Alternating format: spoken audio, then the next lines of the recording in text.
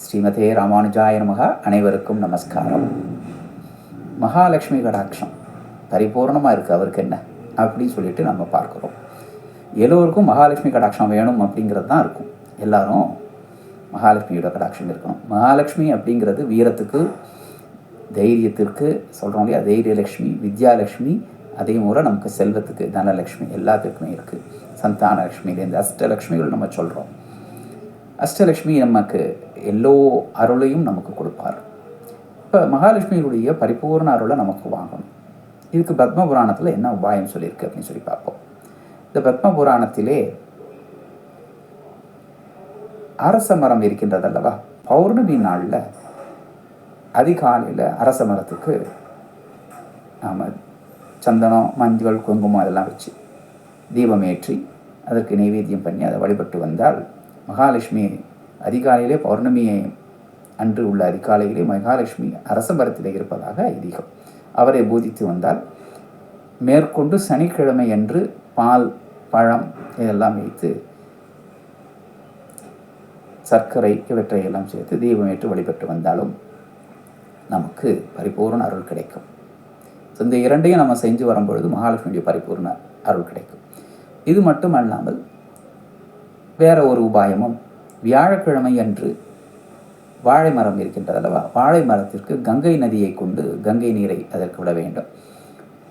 அதை வழிபட்டு வந்தோம் என்றால் பழ நைவேத்தியம், சர்க்கரை நைவேத்தியம், இது எது சௌகரியமோ அதை எடுத்து செய்யலாம். இது செய்த பொழுதும் இவர்களுக்கும் மகாலட்சுமியுடைய பரிபூர்ண அருள் கிடைக்கிறது என்று பத்மபுராணத்தில் குறிப்பிடப்பட்டுள்ளது.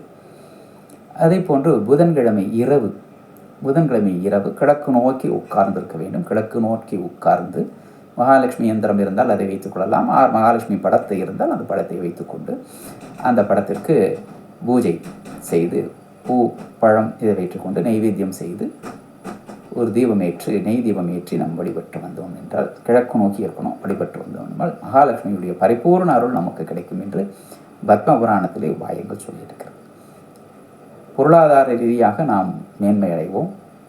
சகல ஐஸ்வர்யங்களும் நமக்கு கிடைக்கும் மகாலட்சுமியுடைய அருளினால். இது மாதிரி புராணங்கள் முக்கியமான சில விஷயங்களை நமக்கு எடுத்து கூறியிருக்கின்றது. அதனால் கஷ்டப்படுபவர், பொருளாதார ரீதியாக கஷ்டப்படுபவர்கள் கவலையே கொள்ள வேண்டாம். பொருளாதாரம் என்பது என்னென்னா, நம்ம மெயினாக வருமானத்துக்கு தகுந்த செலவு செய்யணும் அப்படிங்கிறதும் இருக்குது. எல்லோரும் கோடீஸ்வரராக இருப்பாங்க, ரொம்ப கோடீஸ்வரராக இருப்பார்கள். அவரவர்களுடைய தன்மைக்கு தகுந்த மாதிரி, பலன்களுக்கு தகுந்த மாதிரி அது அமையும்.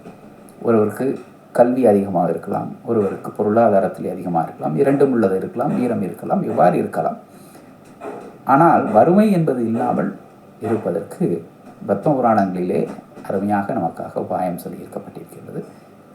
இந்த நல்ல விஷயங்களை கேட்டுக்கொண்டு அனைவரும் சுபிக்ஷமாக இருக்க வேண்டும். ஸ்ரீ விஷ்ணு பகவான் மகாலட்சுமி கடாட்சம் பரிபூர்ணமாக இருக்க வேண்டும். சர்வம் ஸ்ரீ கிருஷ்ணார்ப்பணமஸ்து.